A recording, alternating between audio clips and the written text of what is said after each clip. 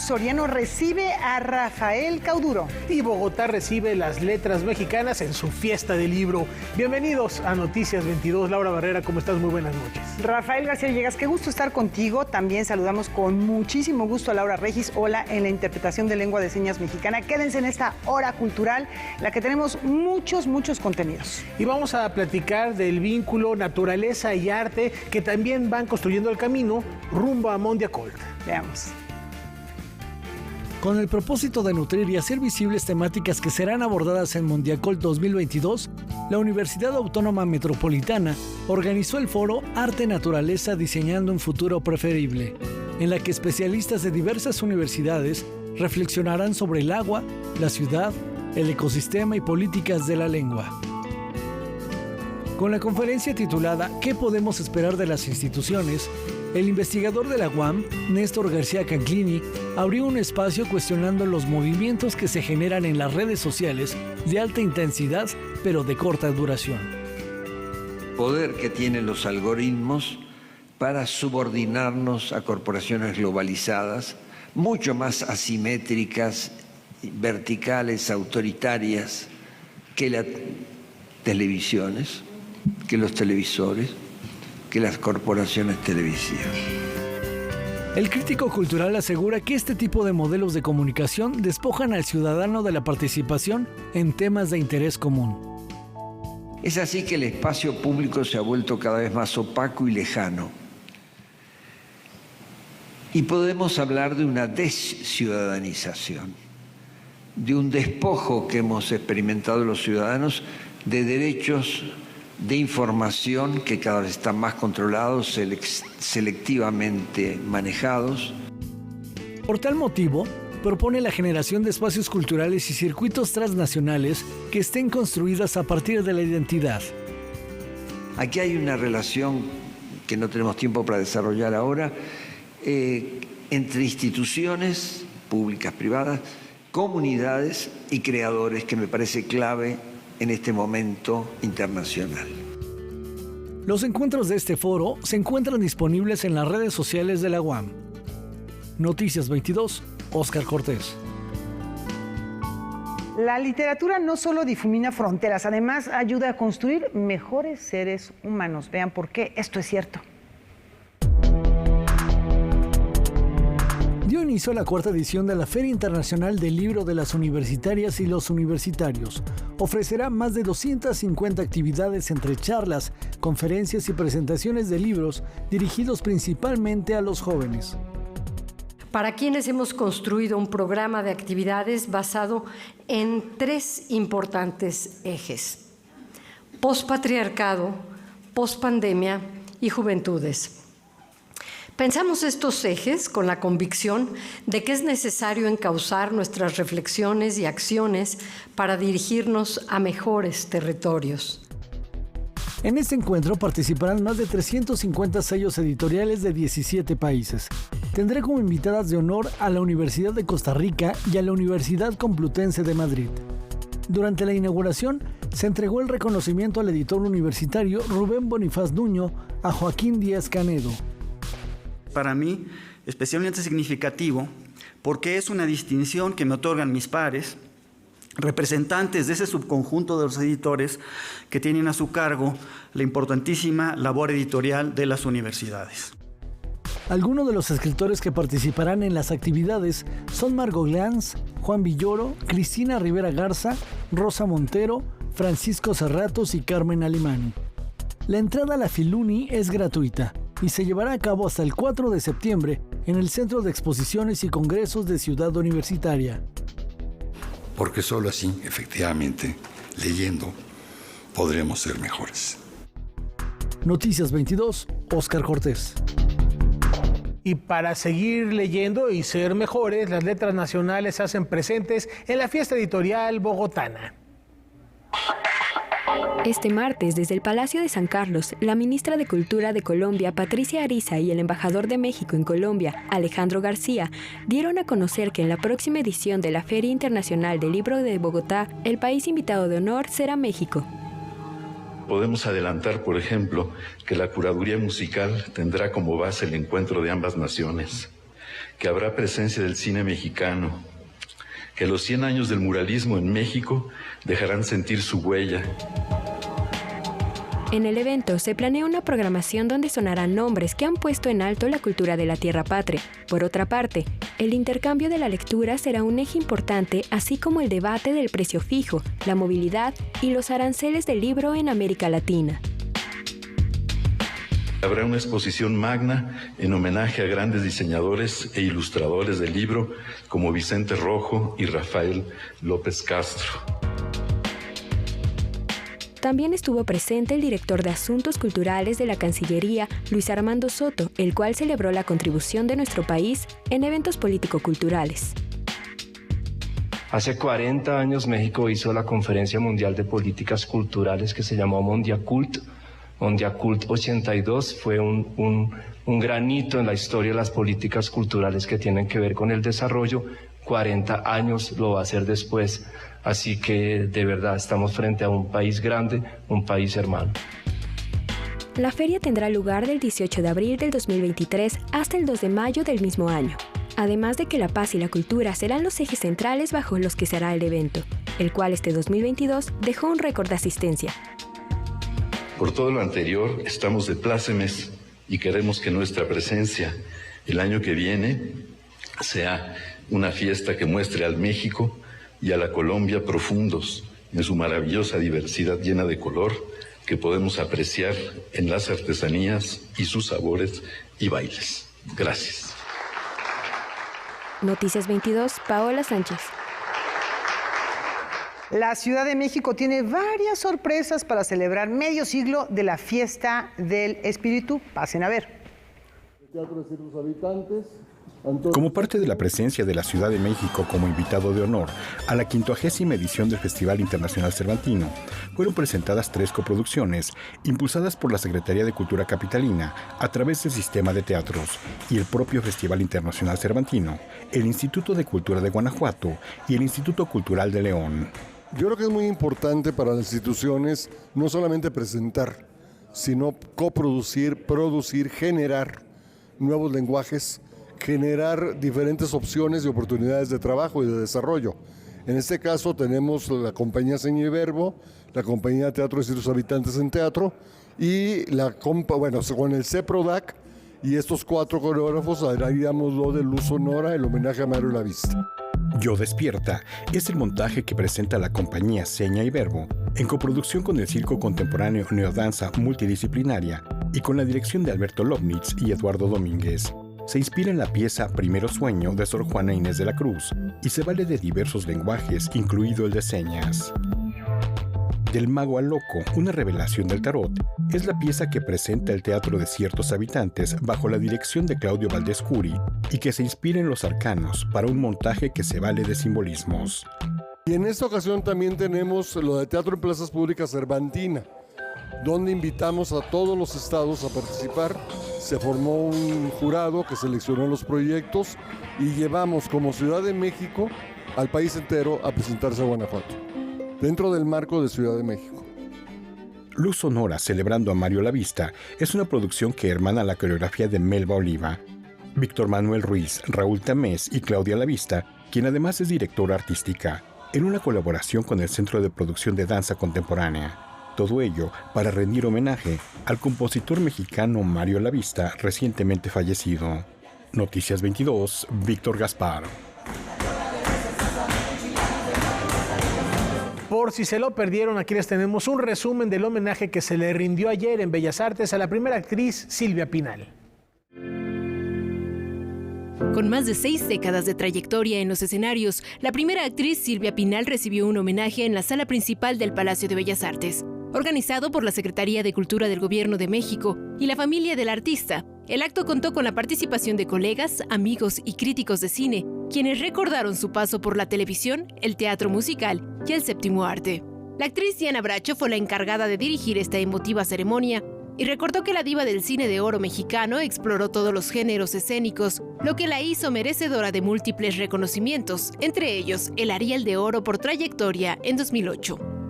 Durante el homenaje, se proyectaron fragmentos de las películas que protagonizó la también productora como Viridiana, dirigida por Luis Buñuel, por la que recibió una Palma de Oro en el Festival de Cannes en 1961. Además, la guionista mexicana Busi Cortés, así como los críticos de cine Leonardo García Tsao y José Antonio Valdés Peña, realizaron el conversatorio Silvia Pinal, Diva del Cine Nacional. Por su parte, la actriz Silvia Pasquel se refirió al encuentro como una noche de remembranza, fiesta y reconocimiento. Dio lectura a la biografía de su madre, en la que realizó un recorrido histórico desde su llegada a la Ciudad de México hasta su nombramiento en 2016 como integrante de la Academia de Artes y Ciencias Cinematográficas de Hollywood, en reconocimiento a su aportación a la industria del cine internacional. Al final del homenaje, se presentaron piezas de los musicales ¿Qué tal, Dolly?, Todo se tiñe de rosa de Gypsy, Le Levaille en Trance de Annie es un tiro y Mame, interpretados por los artistas Fela Domínguez, Bianca Marroquín, Alan Estrada y Stephanie Salas, quienes estuvieron junto a los integrantes de la Compañía Nacional de Danza. Este homenaje concluyó con la presencia de la primera actriz en el escenario, quien recibió un reconocimiento como egresada distinguida de la Escuela Nacional de Arte Teatral, de manos de Lucina Jiménez, directora general del Instituto Nacional de Bellas Artes y Literatura. Sin duda, el legado de Silvia Pinal es referente fundamental de la cultura de México. Noticias 22, Karen Rivera. Vamos a una pausa, regresamos con cine y poesía.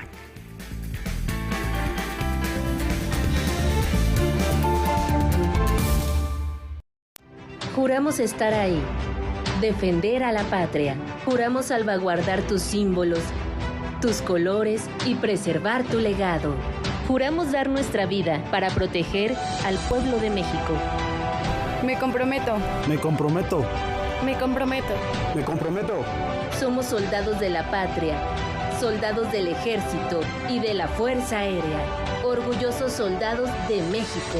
Gobierno de México. Nos encontramos con el neuropsiquiatra Jesús Ramírez Bermúdez, autor del libro La melancolía creativa, para hablar de cómo los cuadros de depresión ciertamente pueden llevar al suicidio, pero también pueden llevar a expresiones de imaginación y creatividad insospechadas. Y es que, en efecto, el estudio de la melancolía nos conecta con algunos de los fenómenos más profundos de la vida humana, pero también nos puede conectar con el deseo de vivir en asombro, con el deseo de llevar a cabo una vida creativa. Los esperamos en La Oveja Eléctrica, aquí en Canal 22. Martes, 21:30 horas. Son mis hijos, la familia, mi esposa, que tengan salud. El respeto hacia los demás, la justicia, la legalidad. Soy abogada. No hay nada más valioso para mí que ser libre, libre para elegir.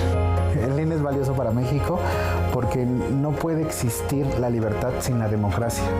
Para mí, nuestro INE es valioso porque representa la democracia y vivir en libertad. Pero sobre todo, mi INE es valioso para México porque nuestro INE nos une.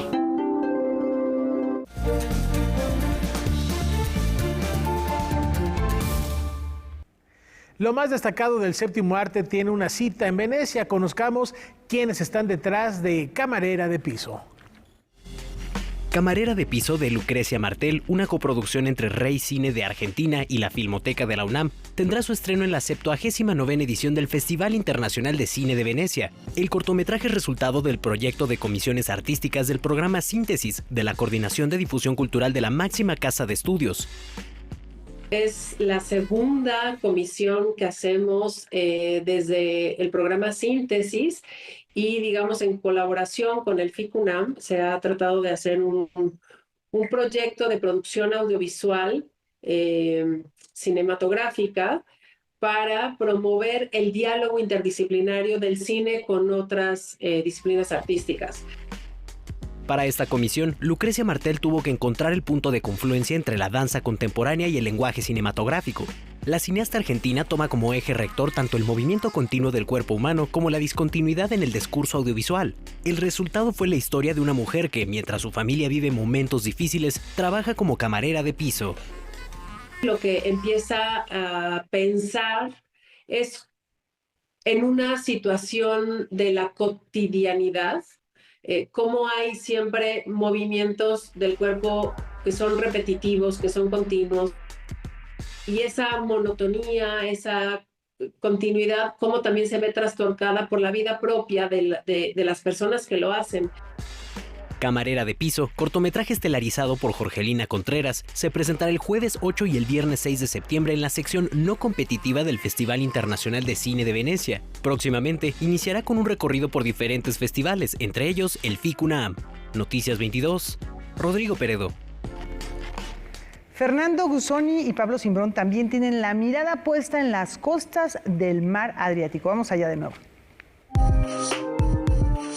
A partir del caso de Claudio Espiniak, empresario chileno detenido por posesión de drogas y que encabezaba una red de abuso sexual infantil, quedando libre en el 2013, el cineasta Fernando Guzzoni escribió y dirigió la película Blanquita. Es una película que está basada en un hecho real, con algunas licencias de ficción temporales, pero principalmente se trata de un caso muy controversial que hubo en Chile hace unos 10 o 15 años, más bien, que fue precisamente una red de abuso infantil liderada por un empresario, que era parte de la élite económica chilena, y donde hubo algunos políticos implicados.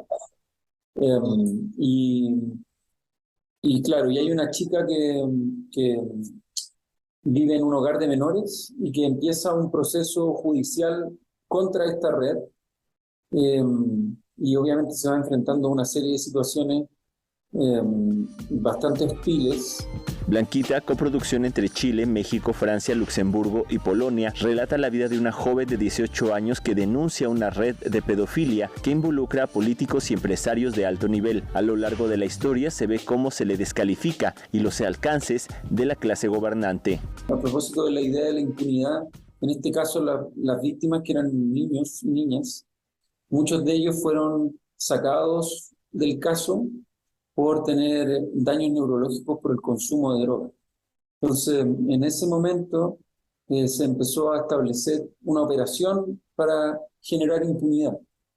Entonces, Blanquita es una suerte de heroína con doble moral, porque toma elementos de los testigos para articular un discurso. Algo muy importante que decía Fer es estos puentes de diálogo que existen en Latinoamérica, ¿no? A veces brillantes y a veces oscuros. Este es uno de esos muy oscuros, ¿no? Que efectivamente vemos replicado no solo en México, no solo en Chile, sino en la mayor parte de Latinoamérica, ¿no? Estos cotos de poder que están sobre la ley, ¿no?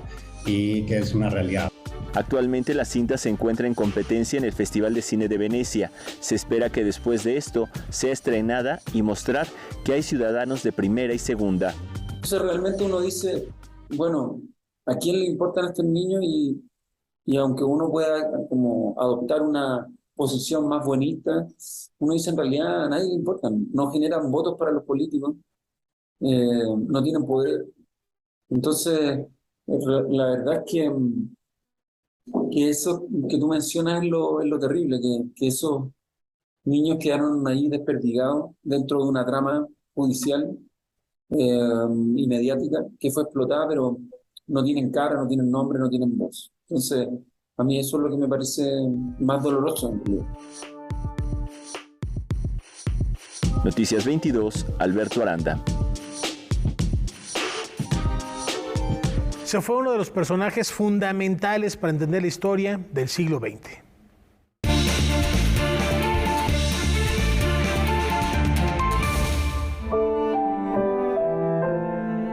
Falleció a los 91 años de edad Mikhail Gorbachev, exdirigente soviético que puso fin a la Guerra Fría. Asumió el poder al frente de la Unión Soviética como secretario general del Comité Central del Partido Comunista y jefe de Estado de 1988 a 1991. Durante su gestión, emprendió dos enormes reformas, el Glasnost y la Perestroika, dirigidas a acabar con la opacidad del régimen y abrir la economía al mercado respectivamente. Sufrió un intento de golpe de Estado en 1991 por la cúpula de la KGB y del Partido Comunista, y su posición política quedó debilitada. Renunció en diciembre de ese año y disolvió el Comité Central. Un día después, el 25 de diciembre, la Unión Soviética dejó de existir. Gorbachev recibió el Premio Nobel de la Paz en octubre de 1990 por su papel en la finalización de la Guerra Fría y la reunificación de Alemania. Las estadísticas hablan. Esta noche en Zona Violeta, un balance de la situación de la violencia contra la mujer en México.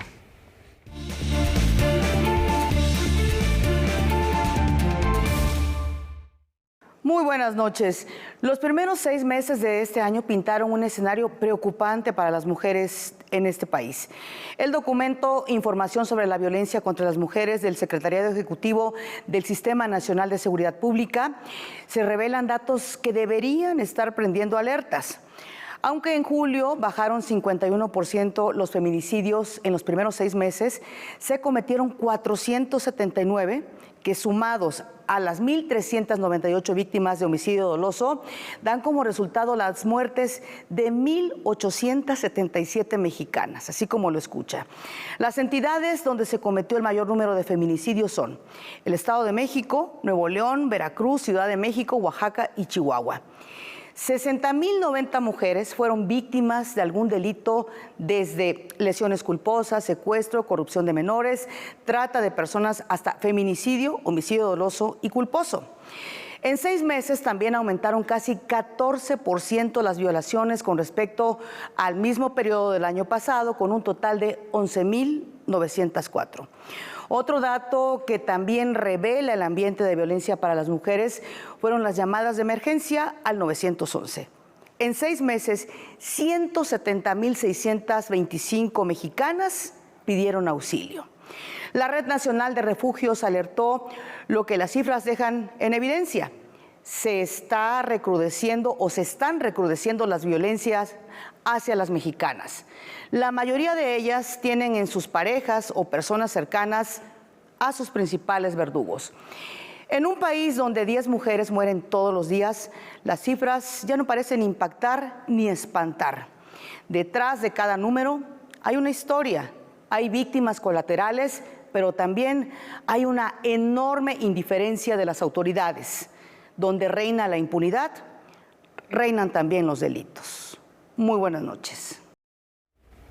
Esta noche en Debate 22, para hablar sobre el proyecto Artemis y el regreso del hombre a la luna, Gaby Tlaseca estará acompañada por la astrónoma y divulgadora científica Julieta Fierro. No se pierdan esta conversación al término de Noticias 22, invitación con la que nos vamos a una muy breve pausa.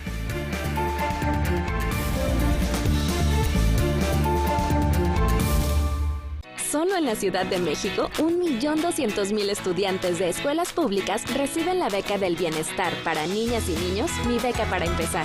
Aquí tus sueños crecen y el apoyo también. A partir de septiembre, el monto aumentará a 500 pesos en preescolar, 550 para primaria y secundaria y 600 en centros de atención múltiple. El apoyo para útiles y uniformes también aumenta. Llegó el día de regresar a la escuela con todo. Gobierno de la Ciudad de México. Ciudad innovadora y de derechos. Un espacio para el diálogo, el análisis y el debate de diversos temas con destacados periodistas y especialistas invitados. Salvaguardar la integridad de las niñas o los niños, en este caso involucrados. No se mimetizan en las sociedades. Cuestionarnos a quién está favoreciendo realmente. Antes te decían, oye, pero Corea, pues Corea lo tienes en tu casa. Debate 22, lunes a viernes, 21 horas. 3 historias, 3 crímenes en el campo de Brasil. Toma conta das crianças para mim, olha o dinheiro. Pai, o que o senhor vai fazer? Chegou meu dia, o dia de outro. Enmarcados por el odio, la violencia y la venganza. Não se esconder perto que mentir, sabe o que é? Ah, é roubar. E quem é ladrão? O senhor roubou dos itens de serviço dos outros. Para aí, para com isso. Para com isso. Casi nada. Director Sergio Resende. Cinema 22 de 5 estrellas. Domingo, 22:30 horas.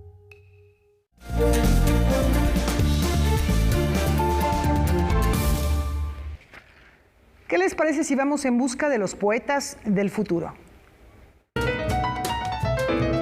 La poesía es como el latir del corazón, es como la sal de la vida. Es el momento de rescatar los momentos de nuestra existencia, ya sea como escritores, ya sea como lectores. Eso es una invitación extraordinaria, no solo para que vengan y ganen, que es una maravilla, sino que se adentren a este mundo, yo creo que con mayor felicidad o con mayor conciencia. Este libro tiene ilustraciones de Hugo Aquino. Una temporada en el castillo, el texto con el cual el joven poeta Fernando de Jesús Martínez fue galardonado en el Premio Infantil de Poesía Becky Rubinstein, nos habla sobre la perspectiva de la niñez, donde un lugar común como lo es la casa pudiera acercar a la familia para que sea un escudo que pueda solventar cualquier problemática social, abordando temas simples como la relación de padre con la madre, el juego, el sueño, tratando de crear lazos entre sus letras. Muchas felicidades. La poesía debería transformar el lugar común en un lugar mágico que permita a las personas interactuar. Las personas ahorita están pues enajenadas de su realidad. Pensamos por qué hay violencia, por qué la gente hace lo que hace a veces, y es porque no entienden la realidad. Por otro lado, Martínez señaló la falta de oportunidades de concursos donde pueda darse a conocer el talento que esconde Campeche entre sus jóvenes. A veces las secretarías no nos brindan concursos suficientes para que podamos participar. De manera nacional, pues también a veces es difícil participar en un premio donde tienes que imprimir las plicas y enviarlas y 3 juegos y cuesta mucho dinero. Y en esta ocasión, pues, Tinta Nueva Ediciones, pues da la posibilidad de hacerlo pues vía internet. Rubinstein, la cual por medio de este premio es homenajeada por su trayectoria, también se promulgó ante la ausencia de un evento social en nuestro país. Creo que en México hay un gran público y para fomentar, ¿no?, el gusto por la poesía y sobre todo por la poesía infantil. Y lo que sí extraño, sí lo voy a decir, la Feria del Libro Infantil y Juvenil, que duró como 35 años más o menos, no recuerdo exactamente, y que nos proporcionó herramientas para escribir y para dirigirnos al público infantil. Noticias 22, Paola Sánchez. Una y otra, gritando. La torre cada vez está más lejos de... El Museo Morelense de Arte Contemporáneo Juan Soriano tiene un nuevo timonel y una muestra imperdible. El Museo Morelense de Arte Contemporáneo Juan Soriano inicia una nueva etapa bajo la dirección de la historiadora del arte y miembro del Consejo Internacional de los Museos, María Elena González, quien tomará lo mejor de los recintos tradicionales, virtuales, sustentables y educativos para crear un espacio de nivel internacional. Nosotros tenemos que tomar cada uno de estos elementos muy en cuenta para poder centrar la función, proyectar la función de este maravilloso museo que tiene toda la capacidad de ser un museo de proyección nacional e internacional, con todas las posibilidades que podamos ofrecerle a nuestros visitantes. Yo estoy muy contenta con esta posibilidad de entrarle, desde luego, a la promoción de los artistas morelenses. Esa es nuestra obligación. Para cumplir con este propósito, el museo exhibirá Un cauduro es un cauduro, una muestra que ofrece un acercamiento profundo a la trayectoria de uno de los artistas mexicanos más relevantes de la segunda mitad del siglo XX, Rafael Cauduro, quien reside en Morelos. Cauduro, por ejemplo, se refiere a la presencia de los humanos. A él le interesa mucho la huella que deja el ser humano en los espacios que habitamos. Es una muestra itinerante distribuida en 6 núcleos temáticos para aproximarse a su proceso creativo. Además, mezcla el graffiti, la fotografía, no olvidemos que es diseñador gráfico, en la creación de un lenguaje sumamente personal y, como tú lo dices, Un cauduro es infalsificable, pero precisamente por la creación de este estilo tan personal. La exposición se inaugura el 1 de septiembre y ofrecerá actividades complementarias hasta enero del 2023. No podemos vivir sin el arte, entonces no podemos vivir como si la belleza no existiera, decía Luis Ríos, y con mucho gusto vamos a trabajar por este nuevo espacio en ese sentido. Noticias 22, Óscar Cortés. Esta propuesta musical que les vamos a presentar promete llevarnos del jazz al son huasteco y de los lugares más áridos a donde nace el manantial. Iradia Noriega lanza su nuevo proyecto musical, Canciones de Agua y Desierto, compuesto por 10 piezas. 9 de ellas son de su autoría. Y la fusión, digamos, musical, pues sí está un poco entre, por supuesto que hay algo del espíritu jazzero, pero hay mucho más del espíritu bluesero, del espíritu del folclore, del espíritu del country, del son huasteco, del son jarocho. Cada canción es una evocación, un viaje sonoro que nos transporta a la memoria del artista. Dice que sus canciones surgieron entre sus andanzas. Si tuviera que poner así una película, ¿no? Pues es como esta onda de ir en carretera y de ir parando en rincones de la carretera, muy en el desierto, pero luego también muy pegado al mar o en estas zonas que son como desérticas y de mar. O sea, por eso son canciones de agua y desierto, porque sí es mucho canciones que surgieron en el camino. La grabación fue lanzada en todas las plataformas digitales bajo el sello Fonarte Latino. Paralelamente van a liberar una serie de videos de animación que se fueron gestando durante la pandemia. Y nosotros también estamos haciendo labor por generar como contenidos en nuestro canal de YouTube, contenidos visuales que sean bonitos, que sean atractivos y que permitan acercarse a la música de otra manera, independientemente de cuando ejecutamos en vivo, ¿no? Este álbum también viene acompañado de una serie de presentaciones. En el mes de octubre tenemos una girita planeada. Empezamos el 2 de octubre en la ciudad de Pachuca, luego el 14 de octubre acá en la Ciudad de México en la Plaza de la Constitución, y luego vamos a Toluca, luego vamos a Querétaro el 16 de octubre y el 31 a Toluca. En el Zócalo capitalino se presentará el 14 de octubre a las 20 horas como parte de la iniciativa Raíz México de la Secretaría de Cultura. Noticias 22, Julio López. Esta noche también recordamos al ruiseñor mexicano.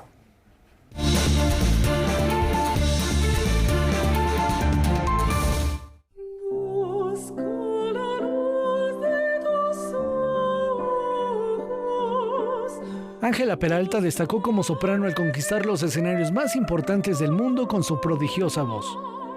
Su expresivo timbre y las sonoridades que era capaz de alcanzar le abrieron las puertas de su formación musical y el aprendizaje de idiomas. Con 16 años, debutó en la Scala de Milán y triunfó al punto de tener que salir a saludar en 32 ocasiones. También destacó como arpista, pianista y compositora.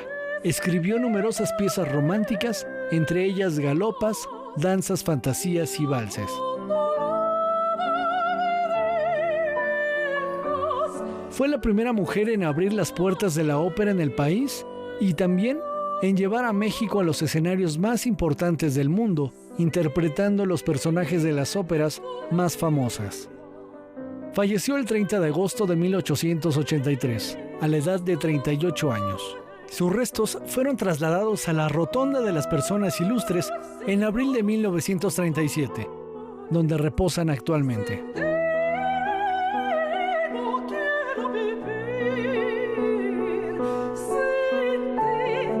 Morelia, con 2 décadas de tradición, se vuelve a convertir en la capital del cine.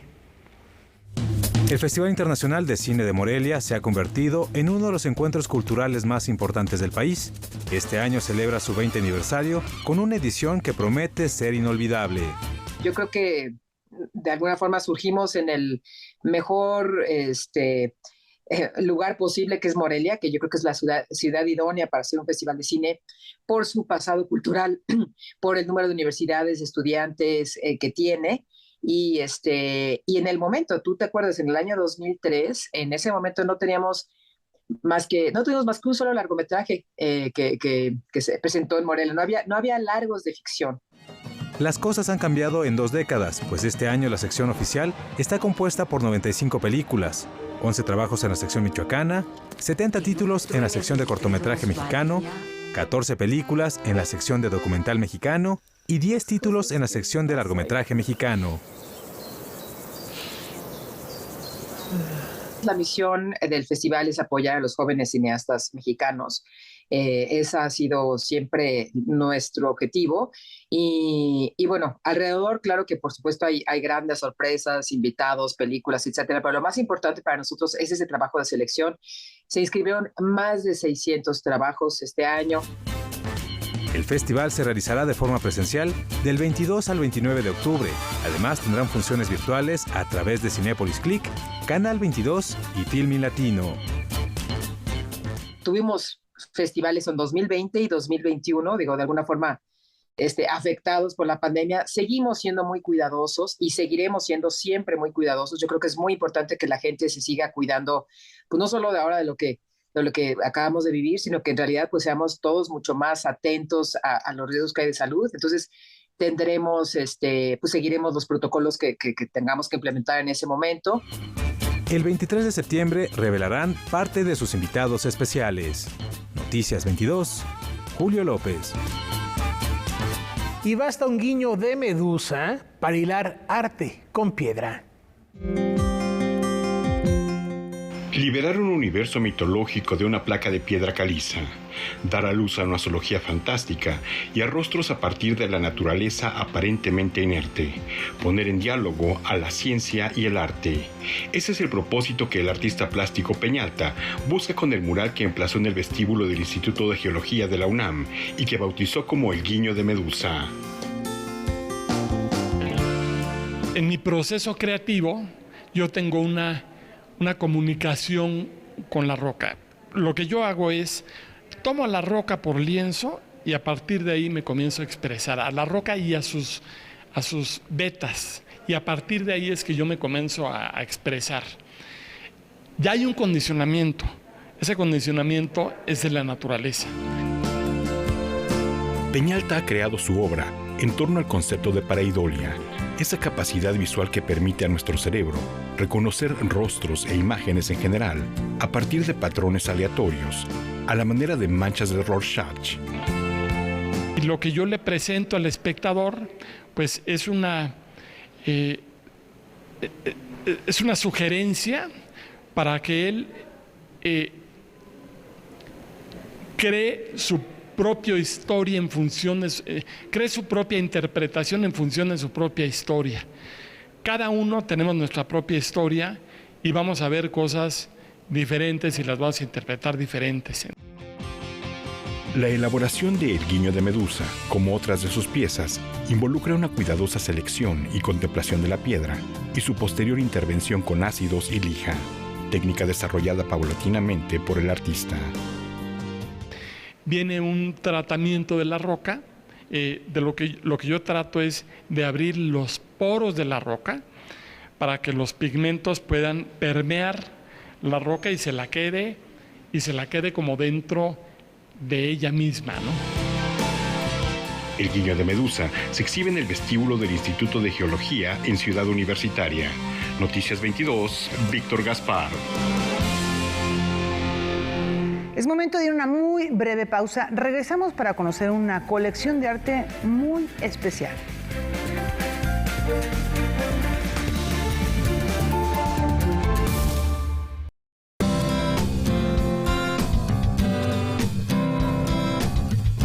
Como audiencia, tienes derechos. Debes conocerlos para poder ejercerlos y ser parte de los televidentes críticos y participativos. Es muy importante que sepas que la televisora debe respetar los horarios anunciados en su programación, tener acceso a la misma calidad y niveles de audio y video. Para más información, consulta la página de defensoría.canal22.org.mx.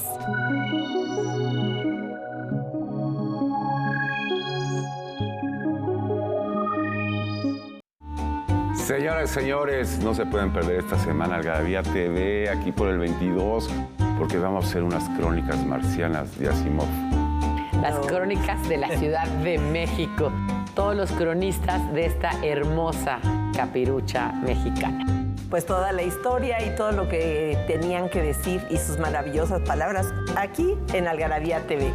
Esta semana, viernes, 21 a 30 horas. Tuvieron que pasar 55 años para que el hombre regresara a la Luna. Y esto será posible gracias a la misión de la NASA Artemisa. De eso platico con mi querida Julieta Fierro, experta en estos temas y divulgadora de la ciencia. ¿Cómo estás, Julieta? Feliz, no se lo pierdan. Vamos a enterarnos de cómo queremos tener una misión multinacional que lleve personas que aprendan a vivir a la Luna y después en Marte. Es muy emocionante. De esto y más, hoy 9 de la noche, Canal 22.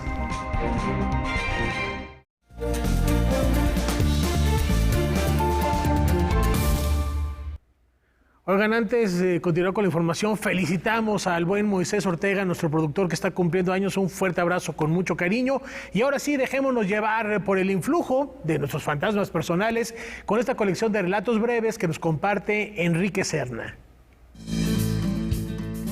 Hombres y mujeres que se debaten en la tragicomedia humana y sometidos a la ironía y humor negro de su creador, Enrique Serna, son los personajes que deambulan en la colección de cuentos titulada Lealtad al Fantasma. Creo que el tema de la mayoría de estos cuentos es la pérdida del albedrío, ¿no?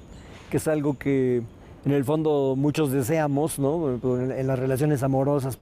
Entonces, pues yo conté diferentes historias en donde los personajes experimentan esas transformaciones, no vuelven a ser los que eran antes después de las experiencias que viven, ¿no?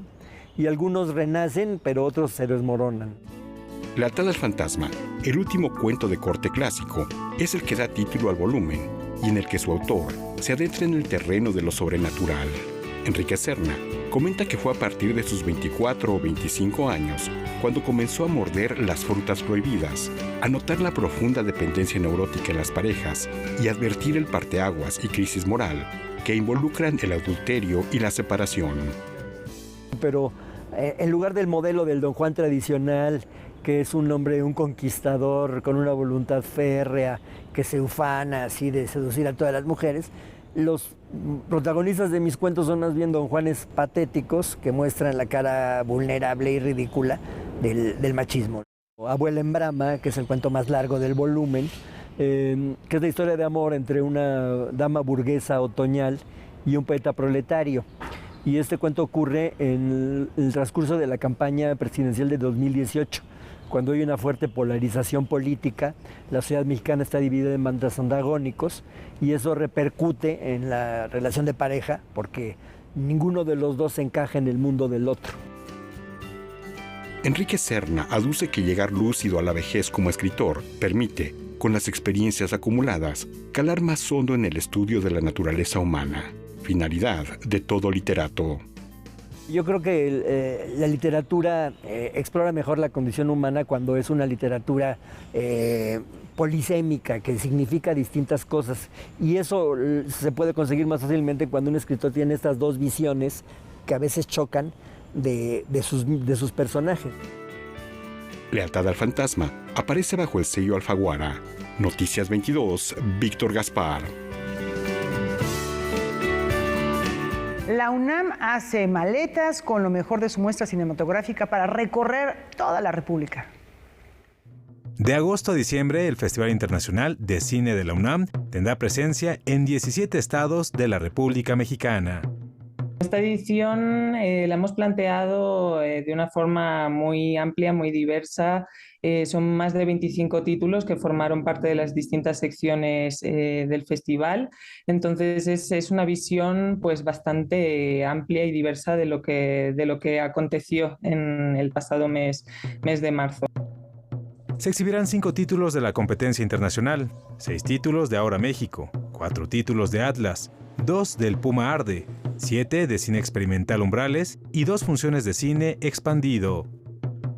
Destacar también que esta última sección es nueva, está dedicada al cine experimental más arriesgado y bueno, también abre la propuesta pues a funciones de cine expandido, ¿no? Que se salen de la pantalla y generan propuestas pues mucho más cercanas al público, experiencias únicas que trasladan la experiencia pues más a lo performático, que entrecruzan el cine con otras disciplinas artísticas.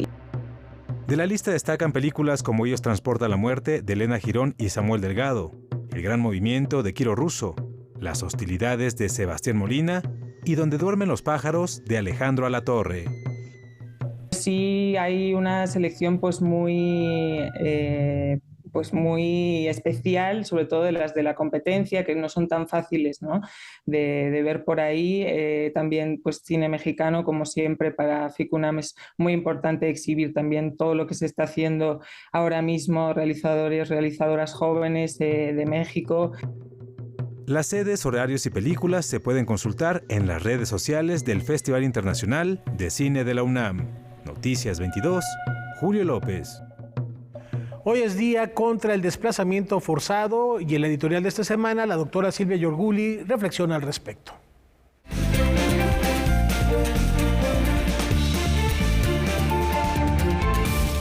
Un saludo afectuoso a todo el auditorio del Canal 22. El día de hoy los voy a sacar del tema recurrente de la discusión sobre migración en nuestra región, en México, Estados Unidos, Centroamérica, para ubicarnos en el panorama internacional. Este año, en concreto en mayo de este año, llegamos a la cifra récord de 100 millones de desplazados forzados en el mundo. ¿Quiénes son estas personas, hombres, mujeres y niños desplazados forzados? Son personas que se han visto obligadas a dejar sus lugares de residencia, ya sea por persecución, por conflicto, por violencia, por violación de los derechos humanos. Normalmente la salida del lugar de residencia se da de manera urgente, con una situación de precariedad, y además implica pues, un rompimiento, dejar familia atrás, dejar la casa, dejar pertenencias, dejar el trabajo, y implica grandes retos tanto en la protección en el trayecto como en el proceso a la llegada al lugar que los recibe.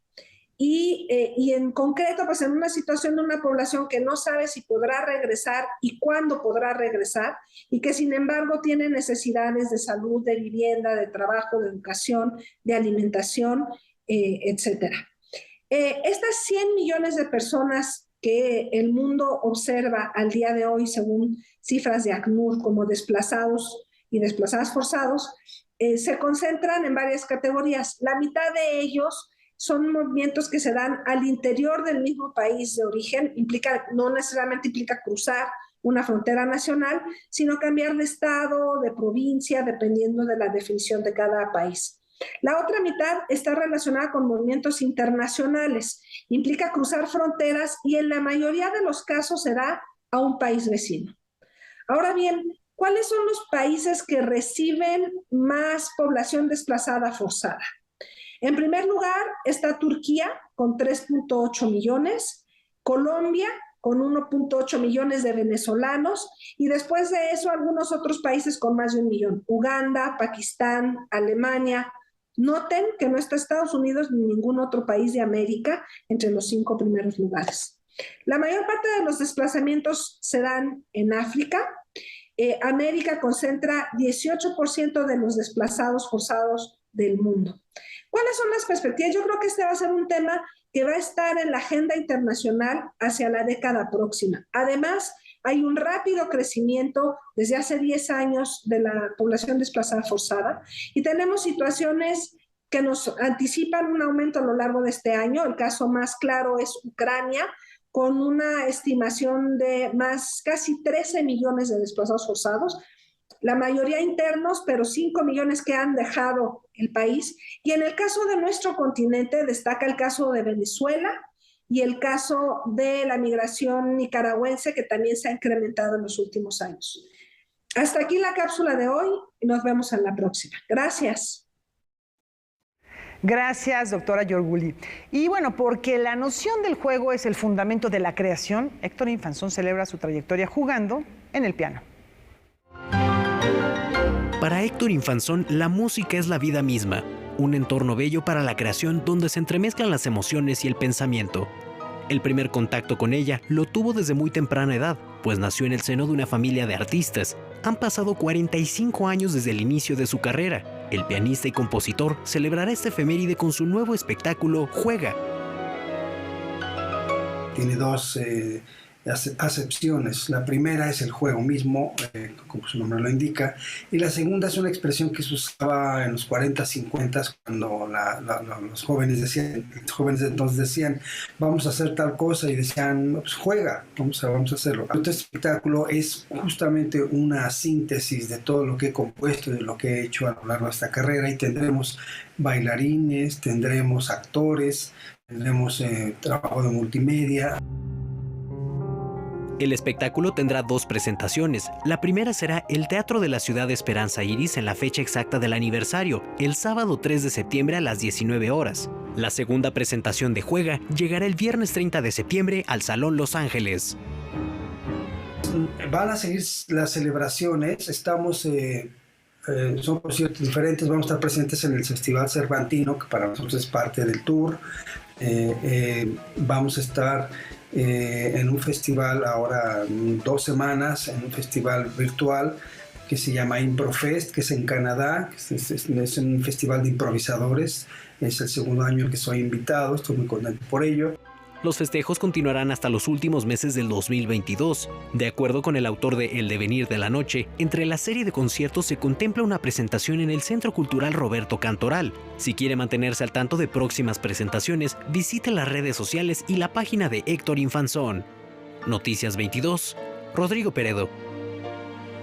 ¿Qué mejor que un recorrido por una colección de arte para reflejar los lazos y estrecha amistad entre México y Estados Unidos? Estamos en la residencia del embajador de los Estados Unidos de América en México.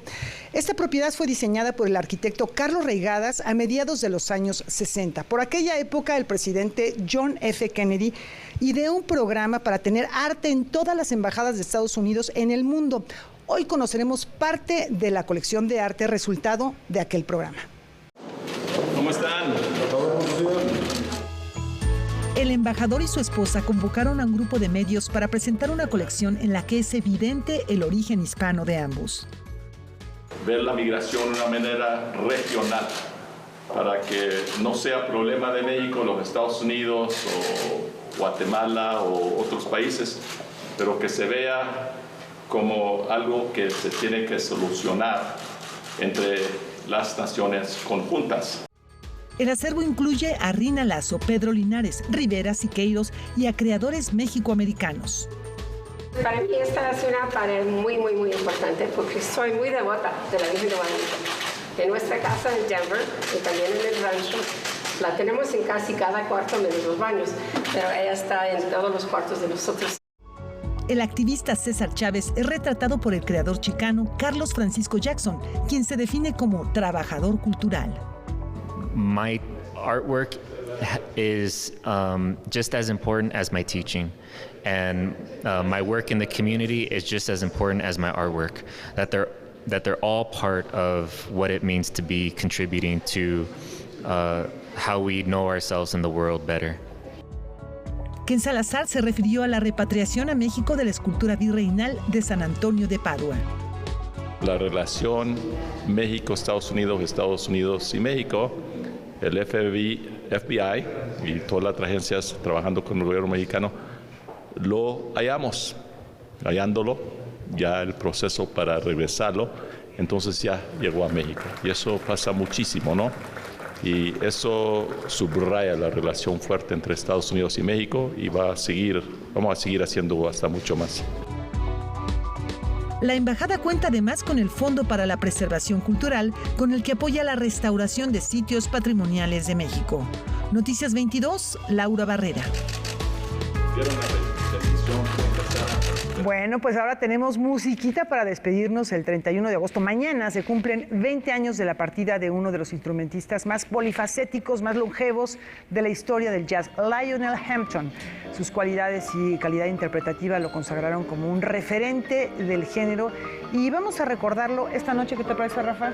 Me parece extraordinario porque sí, en efecto, como dices, multiinstrumentista. Además, sentó las bases no solo para futuras generaciones, sino también para cómo hacer las agrupaciones de jazz. Él empezó tocando en una iglesia, tocando gospel, y se volvió un referente del género. Ahí está este recuerdo y nos vemos mañana. Buenas noches.